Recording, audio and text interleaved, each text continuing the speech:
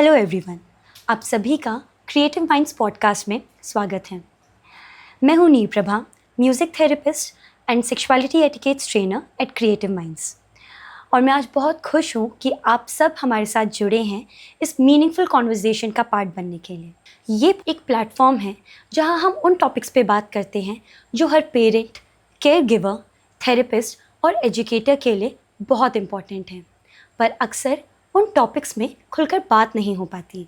आज का टॉपिक भी कुछ ऐसा ही है, sexuality etiquettes and personal safety training. इस टॉपिक के बारे में हम सब लोग जानते हैं, पर जब इस टॉपिक पर बात करने की बारी आती है तो अक्सर हम लोग हेजिटेट करते हैं या ये कहते हैं कि बच्चा अभी छोटा है।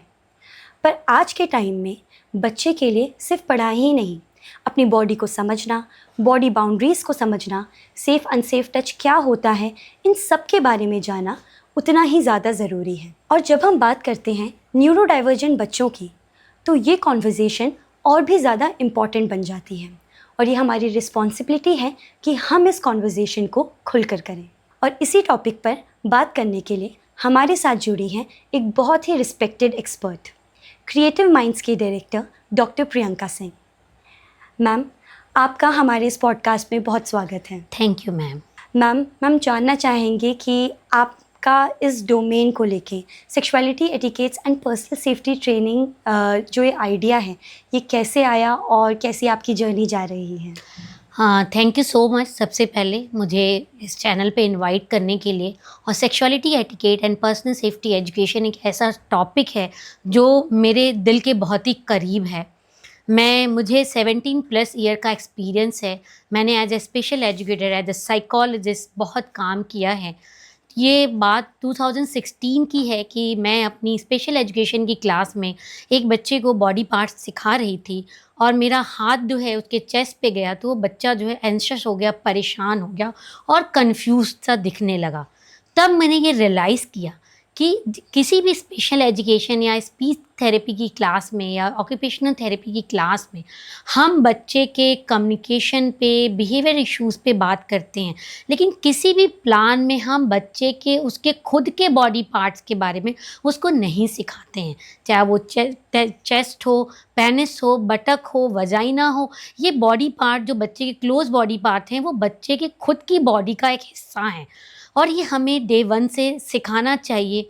उस बच्चे का कन्फ्यूज़न मुझे बहुत ही परेशान करता रहा कि एक बच्चा जिसको खुद की बॉडी पार्ट्स के बारे में नहीं सिखाया जाएगा तो इन फ्यूचर वो अपने आप को कैसे सेफ महसूस कर पाएगा, वो कैसे ये बात समझ पाएगा कि उसके क्लोज बॉडी पार्ट को कोई टच करे तो वो गलत है।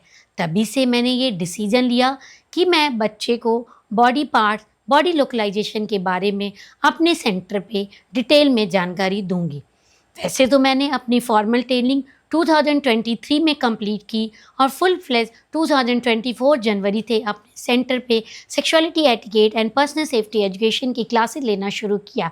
बट 2017 से ही मैंने पेरेंट्स को, थेरेपिस्ट को गाइड करना शुरू किया कि बॉडी लोकलाइजेशन एक इम्पॉर्टेंट पार्ट है बच्चे का। उसको आपको अपने अर्ली चाइल्डहुड एजुकेशन प्रोग्राम में इन्वॉल्व करना चाहिए कि ये तुम्हारे क्लोज बॉडी पार्ट हैं और ये हम तुम्हारे ओपन बॉडी पार्ट हैं। जब बच्चा अपने क्लोज बॉडी पार्ट्स को समझेगा कि वो क्लोज बॉडी पार्ट उसकी बॉडी के खुद का हिस्सा है तो बच्चे में कॉन्फिडेंस बढ़ता है और वो अपने आप को किसी अनसेफ सिचुएशन से सुरक्षित कर पाता है। मैम, लोग अक्सर सेक्सुअलिटी एटिकेट्स और सेक्स एजुकेशन के बीच में कंफ्यूज हो जाते हैं। मैम, इन दोनों टॉपिक्स में मेजर डिफरेंस क्या है? बहुत अच्छा सवाल ma'am. Sexuality etiquette and sex education, जैसे हम कोई भी बच्चा है, चाहे वो न्यूरोटिपिकल बच्चा हो या न्यूरो डाइवर्स बच्चा हो, क्योंकि मैं एक रिहैब प्रोफेशनल हूँ तो मेरे पास ज़्यादातर एक्सपीरियंस जो है न्यूरो डाइवर्स बच्चों का है। तो जब हम उनकी बात करते हैं तो हम बच्चों को बहुत सारे dressing etiquettes, social etiquette, eating etiquettes सिखाते हैं जब बच्चा बड़ा होता है कि तुम्हें सोशल इन्वायरमेंट में कैसे बिहेव करना है, तुम्हें कैसे खाना खाने हैं।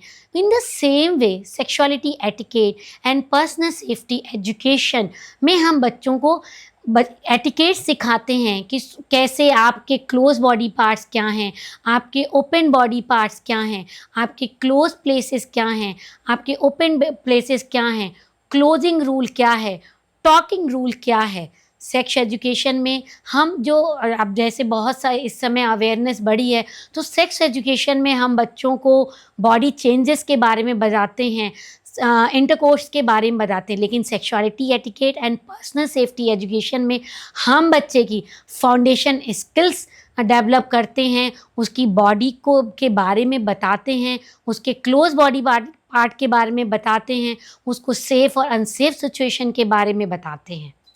मैम ये बहुत ही इंसाइटफुल आंसर था। आई थिंक बहुत सारे पेरेंट्स का ये कन्फ्यूजन रहा होगा जो कि अब काफ़ी क्लियर हो गया हाँ, होगा। क्योंकि सेक्स एजुकेशन तो जब बच्चा 9th-10th में होता है तो अब वो एजुकेशन का एक पार्ट है। जब बच्चे बायोलॉजी पढ़ना शुरू करते हैं उसमें भी बहुत सारी चीज़ें बच्चों को उस तरीके से रिप्रोडक्टिव सिस्टम वो सारी चीज़ें सिखाई जाती हैं।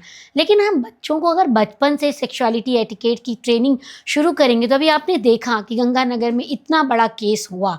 अगर बच्ची को पहले से ये अवेयरनेस होती कि किसी अनजान व्यक्ति के साथ नहीं जाना है, तो और उसके पेरेंट्स उसको बचपन से ये सारी चीज़ें सिखाते, तो शायद जो इतनी बड़ी दुर्घटना आज उस बच्ची के साथ हुई है वो ना होती। Very nice ma'am, very insightful. Ma'am एक बहुत इम्पॉर्टेंट क्वेश्चन मेरे मन में है कि काफ़ी पेरेंट्स, और अगर मैं अराउंड सोसाइटी देखूं तो कहते हैं कि हमारे बच्चे की इनोसेंस ख़राब हो जाएगी, हमारा बच्चा अभी बहुत छोटा है ये सारी बातें जानने के लिए। तो मैम आपके क्या व्यूज़ हैं कि क्या इस एजुकेशन से, क्या ये सेक्सुअलिटी एटिकेट्स ट्रेनिंग से बच्चे की इनोसेंस ख़राब होती है? ये बिल्कुल ही गलत धारणा है पेरेंट्स की कि sexuality etiquette and personal safety education से बच्चों की इनोसेंस खराब होती है। हमें सबको पता है कि 2 से 6 साल की विंडो जो होती है वो बहुत ही क्रिटिकल विंडो होती है बच्चे की ओवरऑल डेवलपमेंट में। इस एज में जितना अर्ली इंटरवेंशन हम करते हैं उसका असर जो है बच्चे के लाइफ लॉन्ग पे होता है। यहाँ पे मैं बात अपने न्यूरो डाइवर्स बच्चों के बारे में कर रही हूँ। इसे मेरा ऐसा मानना है कि sexuality etiquette and personal safety education को अर्ली चाइल्डहुड एजुकेशन का प्रोग्राम का महत्वपूर्ण हिस्सा बनाना चाहिए, और इसको बनाने से बच्चा अपनी बॉडी को सोशल सिचुएशन में सेव करना सीख पाता है। Very nice. और मैं एक इंसिडेंट आपसे शेयर करना चाहूँगी। मेरी एक न्यूरो डाइवर्स बच्ची जो है अपने स्कूल में, वो 7 इयर्स की थी और हमने 2 साल पहले उसकी sexuality etiquette and personal safety education की क्लासेस शुरू की थी। वो अपने स्कूल के ऑफिस में थी और स्कूल के किसी मैनेजर ने उसके साथ उसके प्राइवेट बॉडी पार्ट पे इनएप्रोप्रिएट टच किया। उसने वहीं पे उसको धक्का दिया और बच्ची जो है फ्रेजेस लेवल पे थी उसने, और जाके अपनी टीचर को उसने ये बात बताई। तो ये एक प्रूफ है कि हम अगर sexuality etiquette and personal safety education को अर्ली चाइल्डहुड एजुकेशन का हिस्सा बनाएं तो डेफिनेटली हम अपने बच्चे को बहुत ही जल्दी सेफ और सुरक्षित रखना सिखा पाएं। This is so nice to see ma'am कि बच्चे अपने आप को कितना प्रोटेक्ट कर पा रहे हैं इस ट्रेनिंग से। मैम जैसे ये टॉपिक है, ये बहुत सेंसिटिव टॉपिक है, तो जब आपने ये टॉपिक स्टार्ट किया, जब आपने ये ट्रेनिंग स्टार्ट की, तो सबसे पहला रेजिस्टेंस कहाँ से आया? सोसाइटी से, पेरेंट्स से या स्कूल से? सबसे पहला रेजिस्टेंस तो मैं ये कहूँगी कि अपने सोशल सर्कल्स से आया।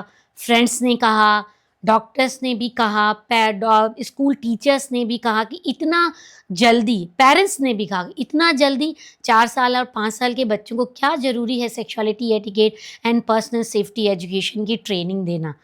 बहुत सारी ट्रेनिंग करने के बाद, बहुत सारी अवेयरनेस करने के बाद पेरेंट्स को ये रियलाइज़ हुआ कि नहीं, sexuality etiquette and personal safety education should be a part of early childhood education programme. जिस तरह से हम बच्चे की स्पेशल एजुकेशन को, ऑक्यूपेशनल थेरेपी को, स्पीच एंड लैंग्वेज थेरेपी को इम्पॉर्टेंस दे रहे हैं, इन द सेम वे हम बच्चे की sexuality etiquette and personal safety education को इम्पॉर्टेंट दे रहे हैं। और मैं अपने आप को बहुत ही लकी मानती हूँ कि अब स्कूल्स, टीचर्स, पेरेंट्स, इवन कि बड़े बड़े सोशल वर्कर मुझे इनवाइट करते हैं और वो जानना चाहते हैं कि क्या है sexuality etiquette and personal safety education. जो मैंने जर्नी 2024 जनवरी में शुरू की थी, उसका बहुत ही पॉजिटिव इम्पैक्ट जो है वो अब दिख रहा है। पेरेंट सामने से आके रिसेप्शन पे खुद हमसे बात करते हैं कि मैम, मुझे मेरे बच्चे के लिए sexuality etiquette and personal safety education की क्लासेस चाहिए। मैम, न्यूरो डाइवर्जेंट बच्चों को जब आपने ये सेक्सुअलिटी एटिकेट्स की ट्रेनिंग देना स्टार्ट किया, what were the real challenges on ground जो आपने फेस किए? जब मैंने ये ट्रेनिंग शुरू की तो हमारे न्यूरो डाइवर्जेंट बच्चों को बहुत सारी टीएलएम्स की ज़रूरत होती है। एक सिस्टमैटिक टीएलएम्स के थ्रू, टीएलएम्स का मीन टीचिंग लर्निंग मटेरियल की ज़रूरत होती है, क्योंकि हमारे 90% बच्चे विजुअल लर्नर होते हैं और स्टेप बाय स्टेप तरीके से हम उन्हें कोई भी ट्रेनिंग देते हैं। तो हमें रियलाइज़ हुआ कि नहीं, हमें कोई टूल्स डेवलप करने की ज़रूरत है, कोई किट बनाने की ज़रूरत है, जिसमें हम स्पेसिफिक तरीके से स्टेप बाय स्टेप तरीके से अपने बच्चों को sexuality etiquette and personal safety education की जानकारी दे पाएँ। तब हमारी पूरी टीम ने ये sexuality etiquette and personal safety education की किट रेडी की। ये किट हमने 2 पार्ट्स में रेडी की। ये जो पिंक पार्ट है ये लड़कियों के लिए रेडी किया और जो ब्लू पार्ट है वो लड़कों के लिए रेडी किया। इस किट में एक प्रॉपरली पेरेंट्स गाइड मैनुअल्स है और थेरेपिस्ट मैनुअल्स है। उस मैनुअल्स के थ्रू आपको समझ में आ सकता है कि आपको sexuality etiquette and personal safety education की शुरुआत कहाँ से करनी है, अगला स्टेप क्या है, अगला पड़ाव क्या है। तो इस किट के ज़रिए स्टेप बाय स्टेप तरीके से हमारी जो जर्नी है मैम, वो बहुत ही आसान हुई।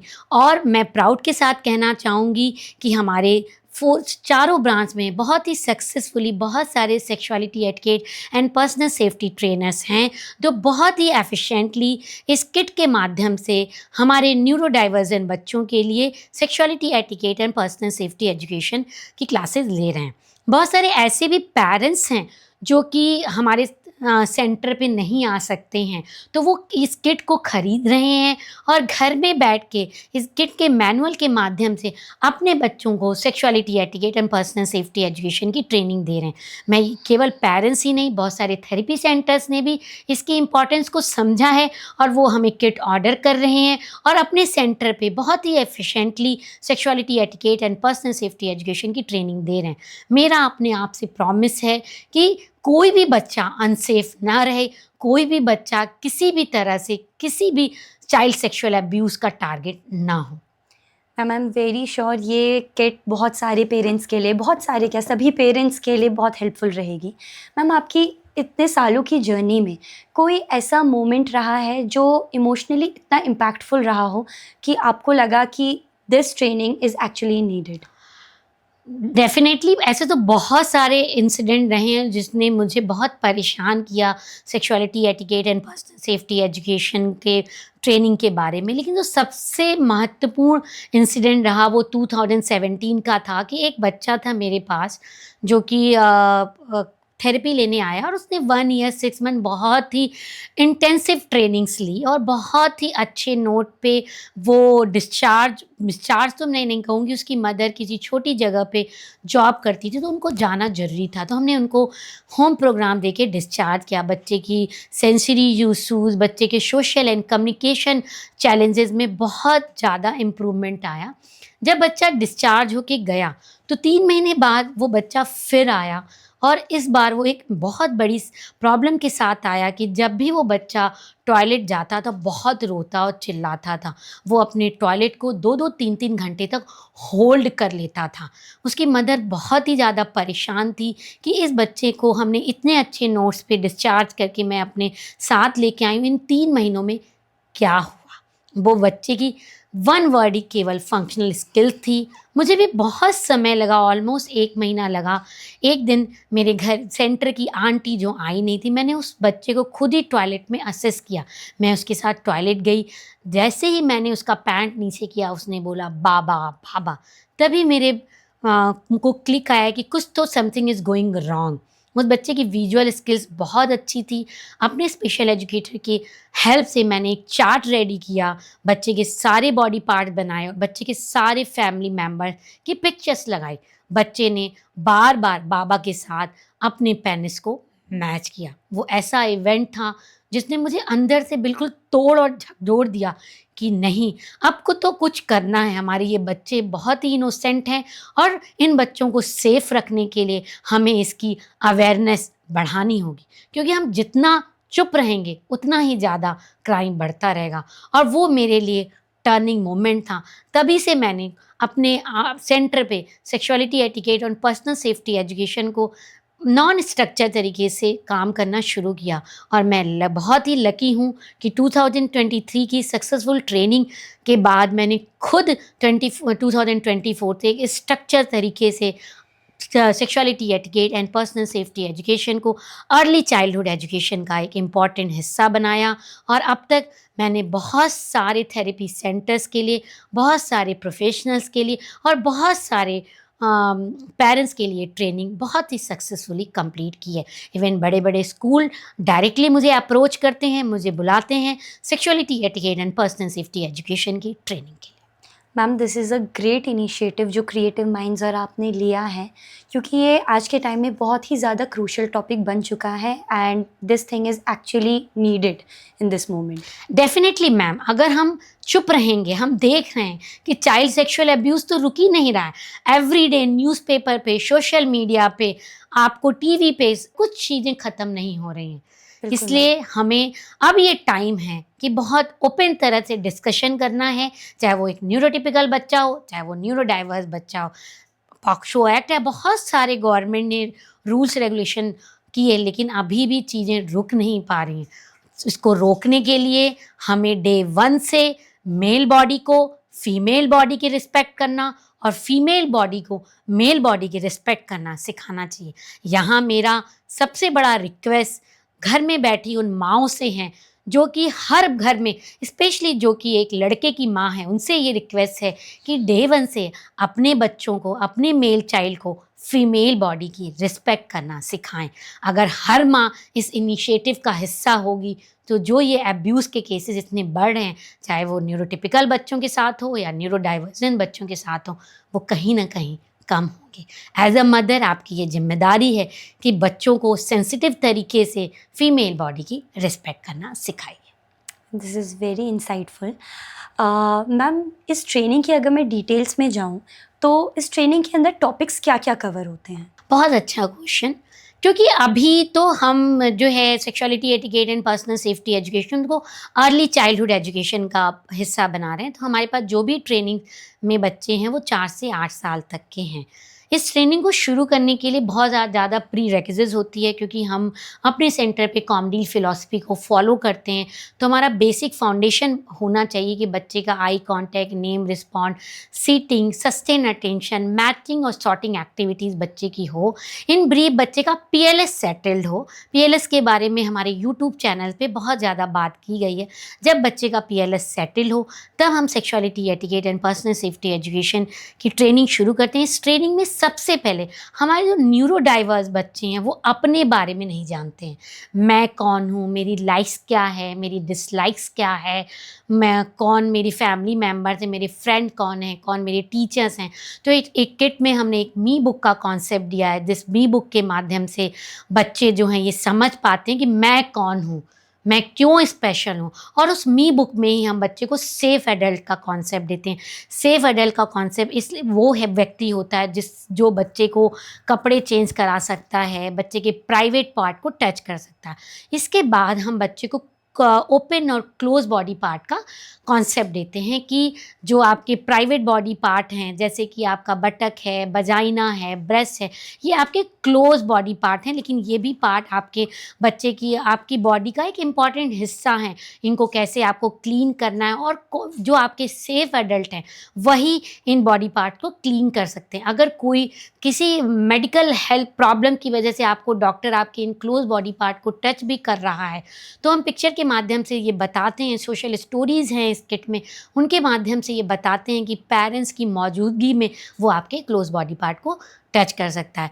इस किट में हमने बच्चों को क्लोथिंग रूल सिखाए हैं कि आप अपने कपड़े कहाँ बदल सकते हैं, कौन से प्राइवेट प्लेसेस हैं, कौन से ओपन प्लेसेस हैं और कौन से प्राइवेट बिहेवियर हैं और कौन से पब्लिक बिहेवियर है। अगर कोई भी आपके पर्सनल बाउंड्रीज को टच कर सकता है तो नो गो टेल कि कैसे आपको उसको पुश करना है और अपने सेफ अडल्ट को जाके बताना है, वर्बली या नॉन वर्बली।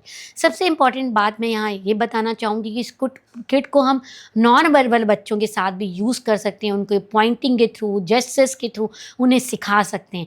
हम कोई भी नॉन वर्बल बच्चा होता है उसके लिए एसी बोर्ड बनाते हैं, कम्युनिकेशन बोर्ड बनाते हैं, जिसमें बच्चे के शुशु time, dinner time, toilet time, bathing time का फ़ोटो लगाते हैं। In the same way non verbal बच्चों के लिए उनके क्लोज बॉडी पार्ट, उनके ओपन बॉडी पार्ट, अगर उनके पर्सनल बाउंड्रीज़ को कोई टच कर रहा है तो कैसे हमें इनको डेंजर का साइन दिखाना है, ये सारी चीज़ें हम एक कम्युनिकेशन बोर्ड के माध्यम से अपने नॉन वर्बल बच्चों को भी सिखा सकते हैं। ये क्वेश्चन पेरेंट्स के मन में आता है कि कैसे नॉन वर्बल बच्चे को sexuality, etiquette and personal safety की जानकारी दी जा सकती है। लेकिन डियर पेरेंट्स, आप यकीन मानिए, अगर आपकी अप्रोच स्टेप बाय स्टेप होगी, सिस्टमैटिक होगी, विजुअल्स होगी, कम्युनिकेशन बोर्ड के थ्रू होगी, तो डेफिनेटली एक नॉन वर्बल बच्चे को भी हम बहुत ही efficiently sexuality, etiquette and personal safety education की जानकारी दे सकते हैं। Ma'am, this is so good to know कि ये किट आपने कितनी ज़्यादा डिटेल में डिज़ाइन करी है। Ma'am, from a psychological point of view, जैसे हम देख रहे हैं कि डेली अब्यूज़ के केसेस इतने ज़्यादा बढ़ते जा रहे हैं, व्हाट डू यू थिंक कि इनके पीछे असली रीज़न क्या है? और जो ये एक्चुअल इंक्रीज़ आया है, इसमें अवेयरनेस और रिपोर्टिंग का भी एक फैक्टर है? जब मैं अपने स्कूल्स में थी, मैंने भी अपने बहुत सारे फ्रेंड्स को और बहुत सारी चीज़ों को अब्यूज़ होते देखा। हमारे समय सबसे ज़्यादा अब्यूज़ जो है बच्चा, वो अपने घर के लोगों के साथ होता है। लेकिन हमारे समय में एक बहुत बड़ा ड्रॉबैक था कि हमें चुप रहना सिखाया जाता था, डराया धमकाया जाता था, तो हम चुप रहना सीख जाते थे। अब जो है सोशल मीडिया के थ्रू अवेयरनेस बढ़ी है, तो अब रिपोर्ट जो हैं, और पॉक्सो एक्ट के आने से रिपोर्ट ज़्यादा से ज़्यादा आने लगे हैं सामने। लेकिन इसका एक साइकोलॉजिकल एक्ट और है नीर मैम, जो मैं आपको बताना चाहूँगी कि हमारे समय में सोशल मीडिया का एक्सपोज़र जो है इतना ज़्यादा नहीं था। जो जानकारी हमें लेनी होती थी, वो जानकारी हमें 14 और 15 ईयर्स पे या 13 ईयर्स पे होती थी। आज सोशल मीडिया का एक्सट्रीम यूज़ से, क्योंकि एक बच्चा जो एक 7 साल का है, 8 साल का है, चाहे वो टिपिकल बच्चा हो या न्यूरो डाइवर्जेंट बच्चा हो, वो सब कुछ बहुत पहले से ही देख रहा है। और जब बच्चा देख रहा है तो उसको एक्सप्लोर कर रहा है, और जो चीज़ें वो देख रहा है, क्या उसकी कोई मॉनिटरिंग है? जब वो इस तरह के पॉर्न वीडियोज़ देख रहा है या चीज़ें देख रहा है, तो बहुत सारा बच्चा जो है अपने आप एक्सप्लोर करने की वजह से भी बहुत सारे क्राइम हो जाते हैं। मैं आपको एक बहुत छोटा सा एग्जांपल दूंगी कि चंडीगढ़ में एक केस आया कि 12 साल की एक बेटी जो है, बच्ची जो है, वो प्रेग्नेंट हो गई। तो जब इस घटना की डिटेल में जानकारी हुई तो पता चला कि 13 साल का उसका भाई की वजह से वो प्रेग्नेंट हो गई। तो जब उनसे जनरली बातचीत की गई तो मम्मी पापा दोनों जो हैं वो लेबर थे, और उन बच्चों ने मोबाइल पे देख के ये एक्ट कर लिया। तो ये भी एक बहुत बड़ा फैक्ट है कि बच्चे सारा दिन मोबाइल पे क्या देख रहे हैं और उसको कैसे एक्सप्लोर कर रहे हैं। तो एज अ पेरेंट्स हमारी एक जिम्मेदारी है कि कितने, जो भी लिमिट है हमारी पीडियाट्रिक गाइडलाइन की, कब और कितने दिन तक बच्चों को मोबाइल देना चाहिए, किट गाइडेंस के थ्रू मोबाइल देना चाहिए, इसका भी हमें ध्यान रखना चाहिए। तभी हम इस अब्यूज़ को रोक पाएंगे। मुझे लगता है कि इससे घिनौना, इससे हीनियस क्राइम जो है सोसाइटी में कुछ भी नहीं है, जिनके साथ ये घटनाएं होती हैं। और अगर आप एक बार 1 सेकंड के लिए सोच के देखिए कि एक न्यूरो डाइवर्जेंट बच्चा या बच्ची के साथ ये घटना होगी तो वो कैसा फील करता होगा, वो उसे कितनी तकलीफ़ होती होगी, और उसके पास शब्द नहीं है। Sexuality etiquette and at least personal safety education की ट्रेनिंग उसको सेव करा पाएगी। इन बच्चों के बहुत चैलेंजेस होते हैं, behaviour challenges, communication challenges, sensory challenges, और अगर कोई इसका फ़ायदा उठा के उनको एक्सप्लॉइट कर रहा है तो आप सोचिए कि उनकी परेशानी कितनी बढ़ जाएगी। तो मेरा यही मानना है कि ये sexuality etiquette and personal safety education जो है इन बच्चों को एम्पावर्ड बनाएगी इनकी बॉडी के बारे में। This is a very harsh reality ma'am, जो आपने अभी हम सबको बताई है कि as a society, as human beings, where we are actually heading, और इन टॉपिक्स पे हम जितना ज़्यादा बात करेंगे आई थिंक उतनी ही ज़्यादा इन चीज़ों को लेके अवेयरनेस बढ़ेगी। यस मैम, मैंने खुद भी सोचा है कि अभी तो मैंने sexuality etiquette and personal safety education की बेसिक किट बनाई है, लेकिन इसी ईयर्स मैं इसका जो है इंटरमीडिएट किट भी लॉन्च करने वाली हूँ। मैंने खुद से, हमारी पूरी टीम ने इवन क्रिएटिव माइंड के अपने आप से प्रॉमिस किया है कि हम, चाहे वो कोई न्यूरोटिपिकल बच्चा हो या न्यूरो डाइवर्स बच्चा हो, उसको सही जानकारी दे के उसको समाज में सुरक्षित रहना सिखाएंगे। और हमारे इंटरमीडिएट किट में वैसे टॉपिक्स होंगे जिसको बच्चे सोशल मीडिया के माध्यम से गलत तरीके से एक्सप्लोर कर रहे हैं, और हमारी किट जो है राइट डायरेक्शन में उनको ट्रेनिंग देगी और सही डायरेक्शन दे के बच्चों को इस तरह के क्राइम्स को खुद करने से और खुद को सेव करने से बचा पाएगी। Ma'am this is so good to hear कि इंटरमीडिएट किट लॉन्च होने वाली है इसके साथ में। मैम मेरा एक क्वेश्चन है, जैसे आपने बताया कि ये ट्रेनिंग वर्बल और नॉन वर्बल बच्चे दोनों के लिए है। मैम तो जैसे अगर कोई बच्चा नॉन वर्बल है और वो कम्युनिकेट नहीं कर पा रहा है, तब उसकी सेफ्टी किस तरीके से इंश्योर की जाए? मैम देखो, नॉन वर्बल बच्चों में जो सबसे बड़ा योगदान होगा वो हमारे स्पीच लैंग्वेज पैथोलॉजिस्ट का होगा।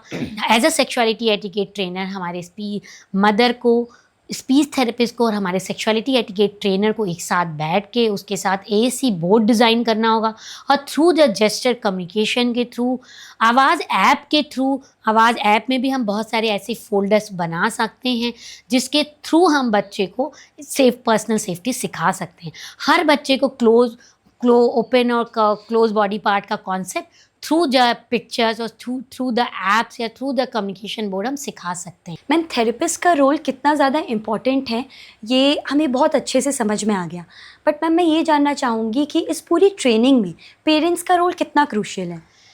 इस पूरी ट्रेनिंग में थेरेपिस्ट से ज़्यादा पेरेंट्स का रोल है, क्योंकि क्रिएटिव माइंड एक स्ट्रॉन्ग फिलॉसफी में बिलीव करता है कि पेरेंट्स को थेरेपिस्ट होता है। जिस तरह के शब्दों का प्रयोग और जिस तरह की ट्रेनिंग हम अपने सेंटर पे कर रहे हैं, उसी रूल्स को पेरेंट्स को फॉलो करना है। जैसे हम अगर बच्चे को कवर्ड और क्लोज बॉडी पार्ट और ओपन बॉडी पार्ट का कॉन्सेप्ट दे रहे हैं, तो पेरेंट्स को भी वो सारी चीज़ों को घर पे फॉलो करना है। क्लोथिंग रूल हो गए, टॉकिंग रूल्स हो गए। ऐसा नहीं है, बहुत सारे पेरेंट्स जो हैं बच्चों के सामने कपड़े बदलने लगते हैं जब हम sexuality etiquette and personal safety education की ट्रेनिंग दे रहे हैं। तो हमको पैरेलली अपने थेरेपी सेंटर में पेरेंट्स को बैठा के ये बताना है कि आपको किस तरह के शब्दों का प्रयोग करना है in front of your child. क्या बोलना है, क्या नहीं बोलना है, कौन से रूल्स एंड रेगुलेशन फॉलो करने हैं बच्चे को sexuality etiquette and personal safety education के लिए। मैम जैसे आपने बताया कि सेफ एडल्ट का कॉन्सेप्ट इस पूरी ट्रेनिंग में बहुत ज़्यादा इम्पॉर्टेंट है। हाँ, तो मैम सेफ एडल्ट का कॉन्सेप्ट बच्चे को समझाना हम किस तरीके से इंश्योर कर सकते हैं? मी बुक में हम बच्चे को सेफ एडल्ट का कॉन्सेप्ट देते हैं। सोशल स्टोरी के माध्यम से सेफ एडल्ट वो होते हैं जो हमारी केयर करते हैं। सेफ एडल्ट वो होते हैं जो हमें बाथरूम ले जा सकते हैं, हमारे क्लोज बॉडी पार्ट को क्लीन कर सकते हैं। सेफ एडल्ट वो होते हैं जो हमारे साथ डॉक्टर की क्लिनिक में विजिट करते हैं। यहाँ पे मैं एक इम्पॉर्टेंट बात ये भी बताना चाहूँगी कि अपनी क्लिनिकल प्रैक्टिस में मैंने देखा कि बहुत सारे फादर्स ने भी अपनी बच्चियों के साथ इस तरह के जो चाइल्ड सेक्सुअल अब्यूज़ में इन्वॉल्व हुए हैं। वहाँ पे ये कि हमेशा हमारे पास कम से कम 2 और 3 ट्रस्टेड सेफ एडल्ट होना चाहिए। हमें कैसे ये बात पता चली कि उसके फादर उसको सेक्सुअल अब्यूज़ कर रहे हैं? क्योंकि उस बच्ची के उसने अपनी टीचर्स को आके बताया कि, और वो बच्ची स्पेशल नीड चाइल्ड थी, उसने टूटे फूटे शब्दों में ये बताया कि उसके क्लोज बॉडी पार्ट को उसके फादर टच कर रहे हैं। तो जब भी हम सेफ एडल्ट का कॉन्सेप्ट बच्चे को देना चाहते हैं, इतना आसान नहीं है सेक्सुअलिटी एटिकेट ट्रेनिंग शुरू करना। पहले पेरेंट्स के साथ बैठते हैं, बच्चे का पूरा इंडिविजुअलाइज एजुकेशन प्रोग्राम बनता है बच्चे के घर के एटमॉस्फेयर को ध्यान में रखते हुए, और उस पेरेंट्स के कंसेंट से ही बच्चे के जो मी बुक है उसमें सेफ एडल्ट की पिक्चर लगाई जाती है। तो मिनिमम कोशिश हमेशा करनी चाहिए कि बच्चे की सेफ एडल्ट में कम से कम 3 से 4 लोग हों, क्योंकि अगर उसके साथ कोई सेफ एडल्ट कुछ कर रहा है तो बच्चा दूसरे सेफ एडल्ट को जाके बता पाए। मैम इसी से रिलेटेड एक इम्पॉर्टेंट क्वेश्चन मेरे मन में है जो मैं पूछना चाहूँगी आपसे कि सेफ एडल्ट सिर्फ और सिर्फ फैमिली मेम्बर होना ज़रूरी है क्या? क्योंकि हम देख रहे हैं कि आजकल फैमिली से भी बच्चे प्रोटेक्टेड नहीं हैं। नहीं, सेफ एडल्ट आपके स्कूल का टीचर भी हो सकता है, आपकी थेरेपी सेंटर का थेरेपिस्ट भी हो सकता है। हमारे बहुत सारे बच्चे जो हैं, जो कि क्लासेस ले रहे हैं, वो हमारे सेक्सुअलिटी एटिकेट ट्रेनर को ही अपना सेफ एडल्ट समझते हैं। तो कोई ना कोई एक जो कि हमें पता है कि थेरेपी सेंटर पे बहुत ज़्यादा सीसीटीवी कैमरे लगे होते हैं और बहुत ही स्पेसिफिक तरीके से ट्रेनिंग दी जा सकती है। और स्कूल में आप आजकल जो भी स्मार्ट स्कूल्स हैं और ज़्यादातर स्कूलों में सीसीटीवी कैमरे का एक्सेस होता है, तो हमें एक सेफ एडल्ट अपने स्कूल से सेलेक्ट करना चाहिए, एक सेफ एडल्ट अपने थेरेपी सेंटर से सेलेक्ट करना चाहिए। मैम, अगर सेफ एडल्ट ही अनसेफ एडल्ट निकले तो हम बच्चे को उस रियलिटी के लिए कैसे प्रिपेयर करें? ये भी हम बच्चे को सोशल स्टोरी के माध्यम से बता सकते हैं। जब हम बच्चे को बॉडी के टचिंग रूल के बारे में बात करते हैं, तो हम ये बताते हैं कि जब आप क्लोज़ जगहों पे बाथरूम में या क्लोज़ बेडरूम में अपनी बॉडी को एक्सप्लोर कर सकते हो, टच कर सकते हो, और आपके जो सेफ एडल्ट हैं वो उस बॉडी को केवल टच कर सकते हैं या क्लीनिंग कर सकते हैं। अगर बच्चे को ऑक्यूपेशनल थेरेपिस्ट की मदद से हम ये सिखाते हैं कि अगर कोई सेफ एडल्ट उनके क्लोज बॉडी पार्ट को प्रेशर के साथ या इनअप्रोप्रिएट तरीके से टच कर रहा है या उनको वो टच कंफ्यूज कर रहा है, हम बच्चे को इमोशंस की भी बहुत ही इंटेंसिव ट्रेनिंग देते हैं कि हैप्पी इमोशन क्या है, सैड इमोशंस क्या है, कंफ्यूज इमोशंस क्या है। अगर वो इस तरह का टच उन्हें कंफ्यूज कर रहा है तो डेफिनेटली बच्चे को पर्सन को नो कहना, उसको पुश करना और अपने दूसरे ट्रस्टेड एडल्ट को जाके बताना चाहिए। मैम, ये पूरा पॉडकास्ट काफ़ी ज़्यादा इंसाइटफुल और नॉलेजेबल रहा है, but last but not the least मैं आपसे एक सवाल ये पूछना चाहूँगी कि क्रिएटिव माइंड्स का और आपका लॉन्ग टर्म विजन क्या है? क्रिएटिव माइंड और मेरा ये विज़न है कि sexuality etiquette and personal safety education को अर्ली चाइल्डहुड एजुकेशन का प्रोग्राम बनाना, जिसमें हम काफ़ी हद तक सफल हो पाए हैं। Sexuality etiquette and personal safety education को हर घर तक, हर गांव तक, हर स्कूल तक पहुंचाना, और शायद ये पॉडकास्ट उस चीज़ में मदद करेगा कि खुलकर पेरेंट्स आएँ, हमसे बात करें, हमारे वीडियोस देखें, हमारी ट्रेनिंग का हिस्सा बने। Ma'am, thank you so much आपके इतने इंसाइटफुल आंसर्स के लिए और इस नॉलेजेबल टॉक के लिए। लास्ट पे मैम मैं आपके साथ एक रैपिड फायर राउंड खेलना चाहूँगी। Definitely, sure. So ma'am, one myth you want to break. अभी मेरा बच्चा छोटा है, बाद में ट्रेनिंग देंगे। One thing that every parent must teach. Your body belongs to you only. One red flag that every parent should never ignore. बच्चे में आने वाले sudden behaviour change. One sentence for every child listening this podcast. Your body belongs to you only. Nobody can touch your body without your permission. And one sentence for the parents that is watching this podcast. Try to listen, try to observe your child behavior. Thank you so much, ma'am. This rapid fire round has also been amazing, like the whole podcast. Thank you so much, Neer ma'am, because this podcast is really very important and close to my heart. और definitely मैं इसमें आगे भी बहुत काम करना चाहूँगी और इससे जुड़ी हुई और भी जानकारी अपने पेरेंट्स को, अपने थेरेपिस्ट को देना चाहूँगी, क्योंकि मैं नहीं चाहती कि sexuality etiquette and personal safety education सिर्फ क्रिएटिव माइंड तक सीमित रह जाए। Thank you so much.